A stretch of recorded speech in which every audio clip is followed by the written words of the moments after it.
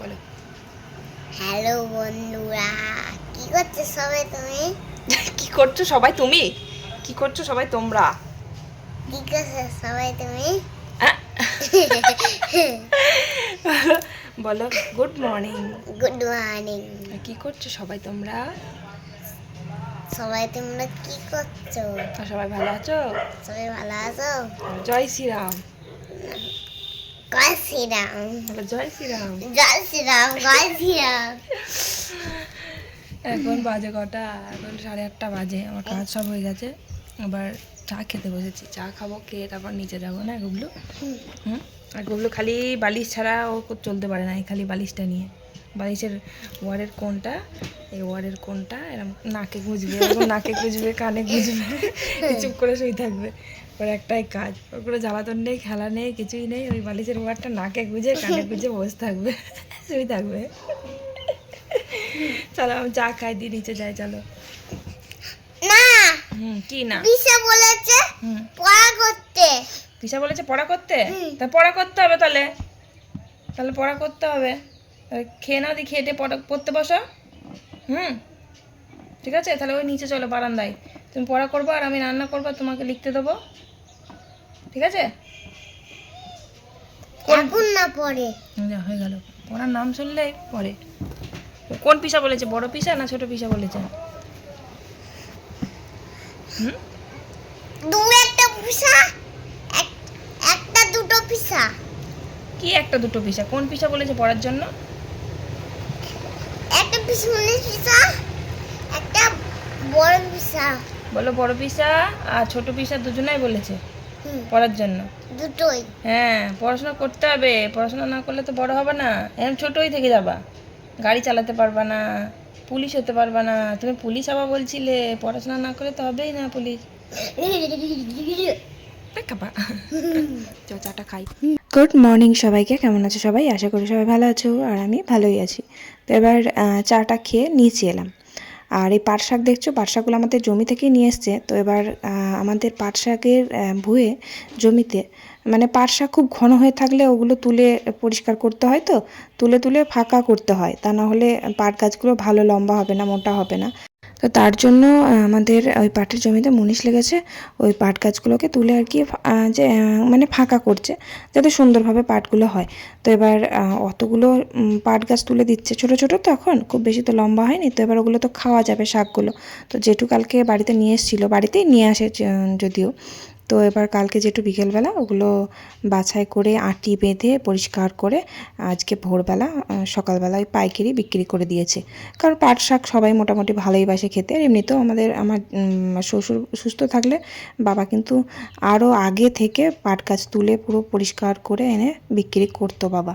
তো এবার আমি কালকে জেঠুকে বিকেলবেলা পাট গাছ যখন নিয়ে আসলো পাট শাক, তখন আমি বলেছিলাম জেঠু কটা রেখে দেবে তো, আজকে ভাজা করব।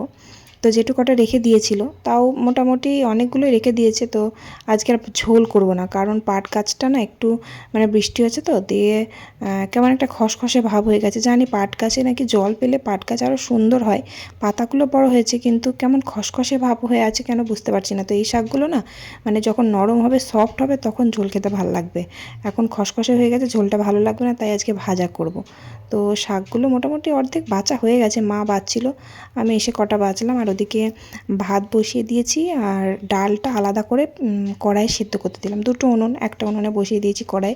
ওদিকে আমার ভাত হতে হতে ডালটা সেদ্ধ হয়ে গেল। আর মুসুর ডালের মধ্যে একটু আলু দিয়ে দিয়েছি, আলু দিয়ে মুসুর ডাল মানে আলাদা করে সেদ্ধ করে ফোড়ন দিয়ে খেলে সত্যি খুব ভালো লাগে ডালটা। আবার মশলা দিলেও ভালো লাগে, আদা জিরে বাটা। আমি আদা জিরে বাটা দেবো না, শুকনো লঙ্কা, জিরে ফোড়ন, তেজপাতা ফোড়ন এগুলো দেবো।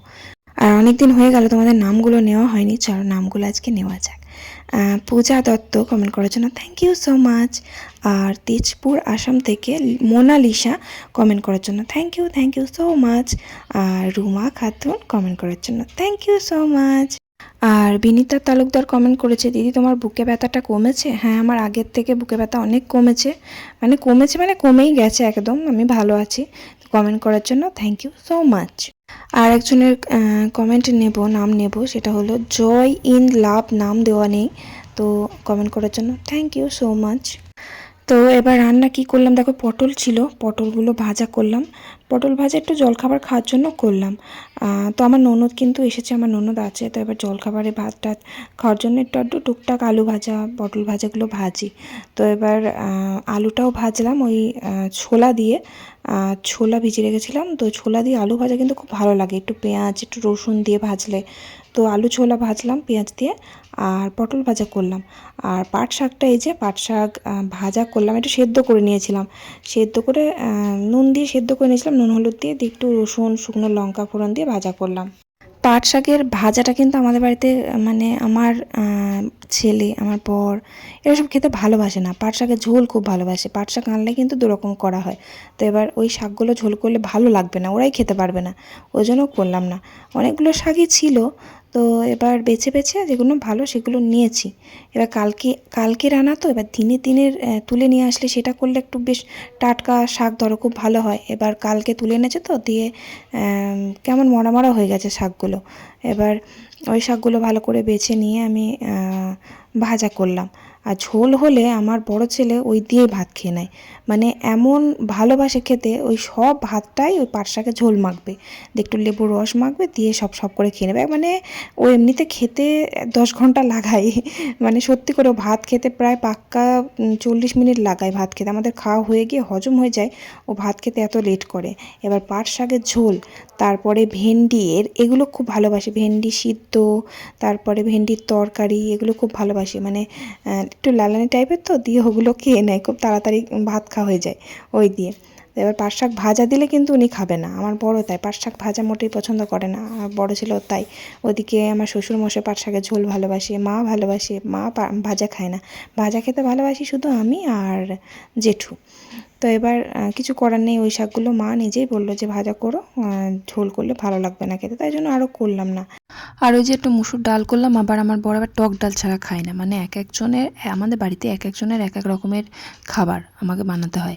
আমার বর মুসুর ডাল খাবে না, মানে মুসুর ডাল খাবে কিন্তু টক ডাল খাবে, টক ডাল ছাড়া একদিনও মানে অন্য ডাল খাবে না। যদি এখন আমের সিজন, আম দিয়ে ডাল খাই, আর যখন আমের সিজন থাকে না, মানে আম থাকে না, তখন তেঁতুল দিয়ে খায়, আমড়া দিয়ে খায়, এইসব দিয়ে ও ডাল, মানে টক ডাল ছাড়া ভাত খেতে পারে না ও।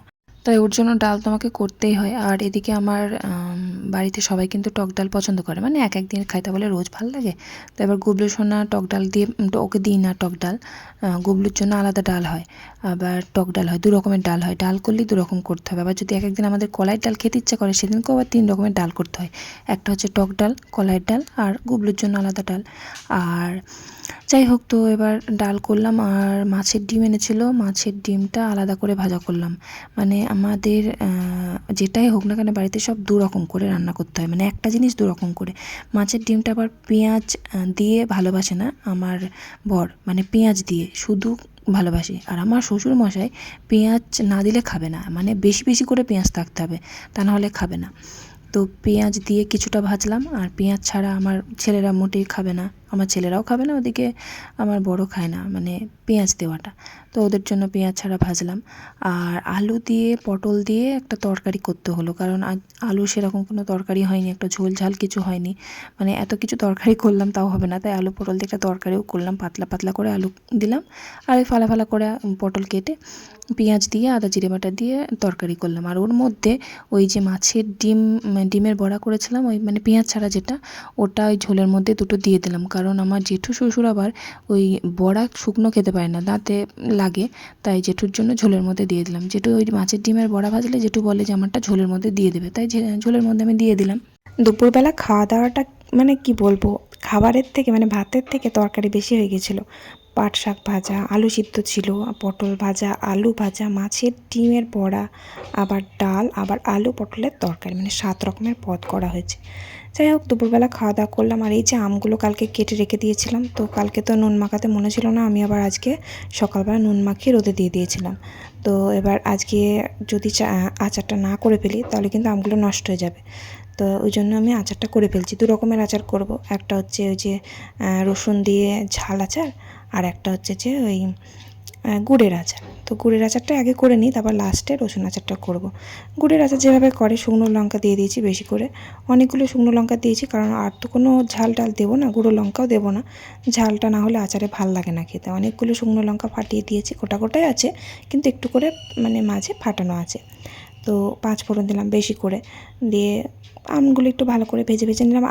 আর কটা আম ছিল, সেই আমগুলো আমাদের গাছের আম ছিল, কদিন ওই ঝড় হয়েছিল তো গাছের আমগুলো সব পড়ে যাচ্ছে, বড় বড় আম, অনেকগুলো আম পড়ে গেছে। তো ওই আমগুলো কেটে আমি আজকে দিয়ে দিলাম। আমের আচারটা একটু বেশি হবে, অনেকটাই করা হয় আচার, 1 বয়াম মতন করা হয়, আগেরবারও করেছিলাম অনেকটা। তো এবার কি বলো তো, ভাতের সাথে না লাস্টে আচার খেতে খুব ভালো লাগে, মানে ভাতের শেষে। এবার সবসময় তো চাটনি করা হয় না, সবসময় আমও পাওয়া যায় না, যখন আম শেষ হয়ে যায়, থাকে না, তখন ওই আমের চাটনিটা খেতে, আচারটা খেতে খুব ভালো লাগে। ওই জন্যই আচার করে রেখে দিই। আমার বড় ছেলেও খুব ভালোবাসে, আমরা সবাই ভালোবাসি আমের আচারটা। আর কুলের আচার করেছিলাম, সেই কুলের আচার কিন্তু খাওয়া হয়েছে, কিন্তু এখনও আছে খানিকটা। এবার সেই বয়ানের মধ্যে ঢালবো। একটা বয়ান জানো তো কিনে এনেছি বাজার থেকে, আগেরবার যেটাতে আমি ওই ঝাল আচার ঢেলেছিলাম, মানে ওই রসুন তেলে যে আচারটা আম দিয়ে। তো বয়ানটা সেই একদিন মাঝে খুব জোরে ঝড় উঠলো, সেদিন খুব জোরে বিদ্যুৎ চমকেছিল, সেদিনকে দেখছি কাঁচের বয়ানটা ফট করে ফেটে গেল। আমি কী হলো, বলছে নাকি বিদ্যুৎ চমকালে নাকি কাঁচের জিনিস ভেঙে যায়, আবার বলে নাকি আয়নাও ভাঙে, আমি জানতাম না। যাক, বয়ান তো একটা মধ্যে কুলের আচার আছে, একটা ভেঙে গেছে, আবার আমাকে বয়ান আনতে হবে, দুটো নিয়ে আসবো। এই আমের গুড়ের আচারটা ঢালবো, আর ওই যে ঝাল আচারটা ঢালবো। গুড়ের আচার আমার হয়ে গেছে, সেই দুপুরবেলা খাওয়া দাওয়া করে সেই বসেছি। আবার ওদিকে রসুন আচারটা করতে হবে, রসুনগুলো বসে বসে ছাড়াতে কত সময় লাগলো। রসুন আচারটা করবে, গুড়ের আচারটা আগে করে নিলাম, কারণ রসুন আচারটা না ওই তো রসুন দেওয়া হয়, তাই জন্য গুড়ের আচারের সাথে ঠেকাঠেকি করবো না, ওটা আলাদা রেখে দেবো, তাই জন্য গুড়ের আচারটা আগে করে নিলাম। আর এই যে দেখো, আমের ঝাল আচারটা করতে কত কী লাগে দেখো, শুকনো লঙ্কা, কাঁচা লঙ্কা, রসুন, বেশি পরিমাণে রসুন, আর 5 ফোড়ন, আর সর্ষে বাটা। এগুলো প্রথমে ওই যে তেলের মধ্যে আমি দেখিয়েছি, আর একটা শর্ট আমি করেছি, সেটা আমি কালকে দিয়ে দেবো, এই আচারটা কীভাবে বানিয়েছি। তো এবার এই আচারটা সব থেকে বেশি টেস্টি হয়। ওই যে আচার বললাম না কালকে তোমাদের, যে আচারে দেখবে মেলায় গেলে যে আচার কোটোর মধ্যে মানে বিক্রি করে, এই যেরকম আমের ঝাল ঝাল আচারটা, ওই আচারটা আমি বাড়িতে বানাই। তো এবার খুব ভালোবাসে আমাদের বাড়িতে আমের আচারটা, মুড়ি দিয়ে খেতে ভালোবাসে খুব। আর সত্যি মুড়ি দিয়ে মাখলে না, সে মানে ঝালমুড়ির মতন সেন্ট বার হয় মুড়িটা, এত ভালো লাগে খেতে। আমি আর আম তেলটা করি না, আম তেলটা খেলে না মানে গ্যাস অম্বল হয় খুব, ওই আম তেল দিয়ে মুড়ি মেখে টেকে খেলে একটু অম্বল হয়, ওই জন্য খাই না। তবে এই আচারটা দেখো কত রকমের মশলা ঝাল টাল দেওয়া আছে, কিন্তু এই আচার খেলে অম্বল হয় না, এই আচারটা বেশি দিন থাকেও না। এবার অনেকটা করেছি, হয়তো থাকবে। আর এবার তেলটা বেশি দিয়েছি, তার কারণ আচারটা তেলটা মুড়ি দিয়ে মাখা হয় তো তেলটা শেষ হয়ে যায়, তাই জন্য এবার তেলটা একটু বেশি করে দিয়েছি, আর অনেকটা আমি দিয়েছি। আমের আচারটা করতে করতে আমার সন্ধেই লেগে গেল প্রায়। ছাদে জামা কাপড় ছিল, আমি তো ভুলে গেছি, অনেকগুলো জামা কাপড়ও কেচেছিলাম, তো তুলতে হবে। তো আচারটা নামিয়ে দিলাম, আর দুটো বাটিতে ঢেলে রাখলাম, কারণ বয়ান নেই, বয়ান যখন নিয়ে আসবো তখন আবার বয়ানের মধ্যে ঢেলে দেবো। দুটো বাটির মধ্যে ঢেলে দিলাম। তারপর ছাদে জামা কাপড় ছিল, সব তুলে নিয়ে আসলাম, সন্ধে দিলাম। তারপর সন্ধেবেলা আমার বর যখন দোকান বন্ধ করে বাড়ি আসলো, তখন একটু মুড়ি মাখলাম। এই যে দেখো আচারটা দিয়ে, এই আচার কিন্তু আমি মেলার থেকে কিনে এনেছিলাম, সেই আচারও কিন্তু এখনও আছে, মাঝে মাঝে খাওয়া হয়, প্রত্যেকদিন খেলে গ্যাস অম্বল হয়, তো সেই জন্য রোজ খায় না, মাঝে মাঝে খাওয়া হয়, তবে ডেলি খাওয়াও ভালো না, এইসব খুব তেল তো।